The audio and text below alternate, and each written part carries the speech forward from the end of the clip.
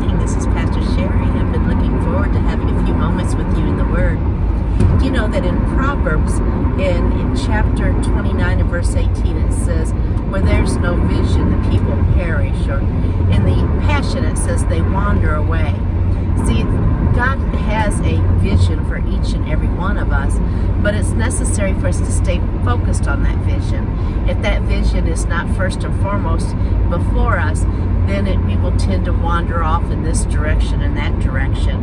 And there are 5 keys to seeing our dreams fulfilled. 1, you must be willing to wait. That one we don't like very much, do we?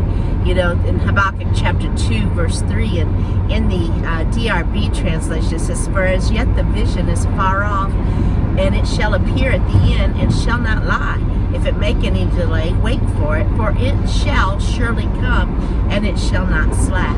And why would we be unwilling to wait? Well, 1 is impatience. We want it now.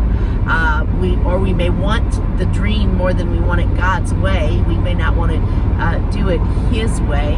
And we just need to understand that there is a due season for that dream, and we need to stay focused on that dream and be willing to wait for it. You must be willing to be misunderstood. When you are going after something God has showed you, not everyone is going to agree with you. Not everyone's going to be on board with you, but you just love them and you go on with what God has said. You must be willing to work. Proverbs 22, verse 29 in the ESV says, do you see a man skillful in his work?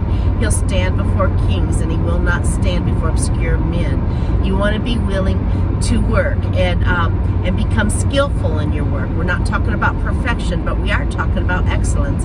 God never has called lazy Christians. You know, when He called Abraham had been 75 years tending to the flocks of Terah. Moses was 40 years herding sheep. Ruth was found gleaning in the fields of Boaz, and so on and so forth.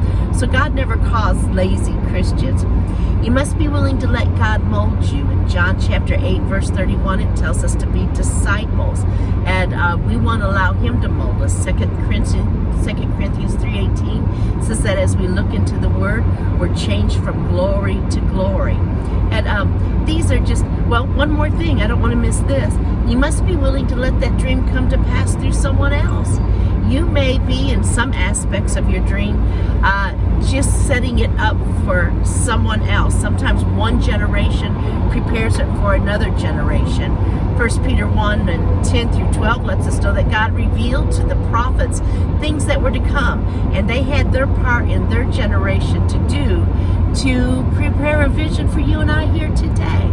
So those 5 keys, that'll get you started. Actually, they'll get you well into your dream fulfillment. So child of God, dream big. Dream the dreams of God and follow through with your dreams. I love you, and I look forward to being with you again on Wednesday.